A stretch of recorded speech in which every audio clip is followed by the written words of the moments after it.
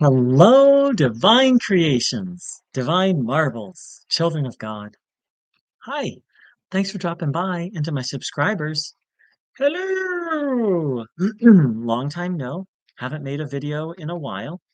Um, I have another channel and someone asked me about A Course in Miracles and I realized there's a topic I just need to speak about, and that's the early history of the Course and what that reveals to us about religion, ego, and how cannot we cannot look outside of ourselves. So first and foremost, a little history. So of course the course started with just Helen Schuckman and Bill, I forget his last name, and then Ken Wapnick found out about it. Now Ken was really into non-duality and Eastern philosophy. And so at that point in the process, it was Helen and Bill. The voice had given instructions for how to edit, and the Bill was supposed to edit. And so that was underway, and then Ken found out, was sort of told about the course, and he wanted in, and he, in a very short time, radically started editing, especially the first three chapters, to where they're really unrecognizable. Now, this is significant because I think it's chapter 4 starts with the first saying something like the previous sections are the foundation. Like you gotta have, in fact, I'm gonna see it one moment.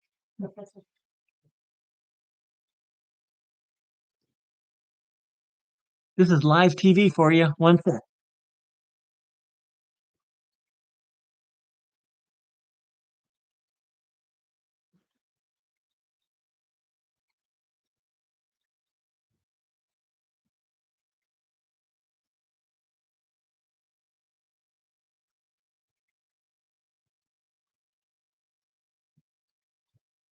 Okay. So this is from the text, a radically less.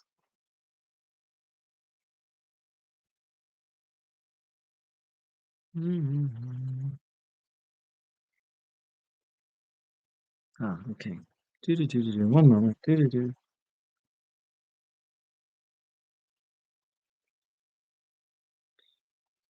I can't find it, but at the beginning of chapter 3 or 4, it says that the preceding material is the foundation. It might be chapter 5, and that it requires vigorous study. Well, the thing is, those are the chapters that Ken edited, and they're literally unrecognizable. And Ken took out all the things in those chapters that talk about qualified non-duality. He was really into non-duality, and so he didn't like the parts. Qualified non-duality is that the view that I, you, the world, are simultaneously at one with God and are at one with God and simultaneously distinct in some mysterious way, united yet different. As the U2 song says, we're one, but we're not the same. So Ken really didn't like that because he was into Advaita Vedanta.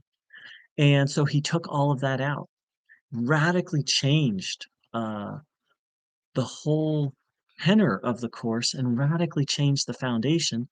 And of course, when Ken Wapnick taught, he really teaches his own version of the course.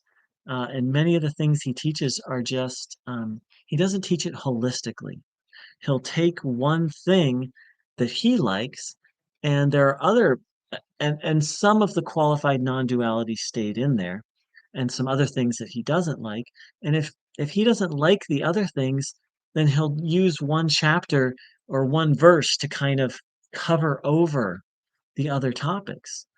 Um, and that's what religion does, is it comes up with its own version, and it's tragic, and it's tragic that it was so heavily edited, and it's tragic that he teaches his own version. But the goodness of this, and the course says all things serve the good. Only the ego sees something like see doesn't see this, paraphrase, but almost exact wording, is that it shows us how unreliable are other people, but really books, right? Many people have just replaced the Course in Miracles with the Bible. They're like, oh, it's perfect. That doesn't work. Or they've replaced, oh, Ken Wapnick is going to teach me, or some random guy on YouTube, or you know, like other people are an unreliable source of truth. Books are an unreliable source of truth. Anything other than your own direct connection to God is going to fall short. Thing can be supportive. Books, Ken Wapnick's, me, YouTube, etc. They can be helpful, but they can also be disastrously send you the wrong way. Temporarily send you the wrong way. Um, and of course, this is what religion is: hampering with a revelation, changing a revelation, formulating, reformulating a revelation, creating an organization around a revelation. That's what Ken Wapnick, and I don't mean to rag on him. It's just, see, the thing with the course is, um, it's the perfect example of religion. The history of the course. Before this revelation was even released to the general public, it was rewritten. That's religion at its worst. Usually religion happens like the revelation. Usually what happens is the revelation happens and then the person dies and then it gets rewritten and changed. The ego didn't even, and God bless Ken. I mean, we're all under, I haven't met anyone who's perfectly free of the ego. Um, so God bless him, like we all have the same dis-ease of ego. So I don't mean to rag on him, but I do want to rag on the ego or point out the ego. And this is just a glaring example of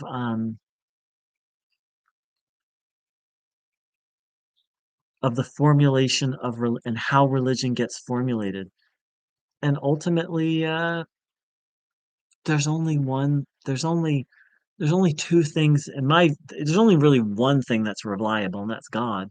But there's a second thing, and that would be a perfected Son of God, such as Jesus. And they're very rare. This got edited out of the course. It says that many beings have been sent before Jesus, but they were all killed. That got taken out. Many things got taken out. So I invite people to go read the text. My favorite is the JCIM, the Jesus Course in Miracles. I believe that was the about as close as we come to what the voice, what Jesus actually wanted, or the voice calling itself Jesus actually wanted. But even that wasn't perfect because the voice said you must include the teachings about sex, but Bill took those out. So the truth is not out there. The truth is in here, or more accurately, the means of receiving and knowing the truth is in here.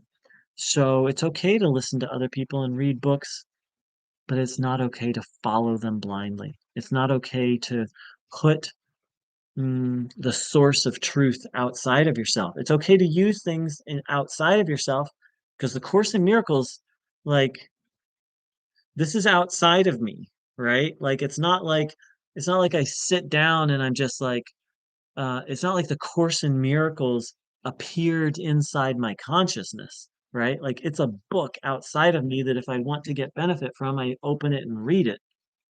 And that's okay. But what's not okay is to be like, this is true. That is stepping outside of yourself. It's okay to look outside of yourself, but you have to stay connected within, or or you're following religion, which is okay. It'll serve the good in the long run, and sooner or later it'll kick your butt, though. Kick my butt many times. Not just with religion, but with making the course into a religion. Yeah. Thank you so much for joining in. I wish everyone a beautiful, beautiful day. Take care.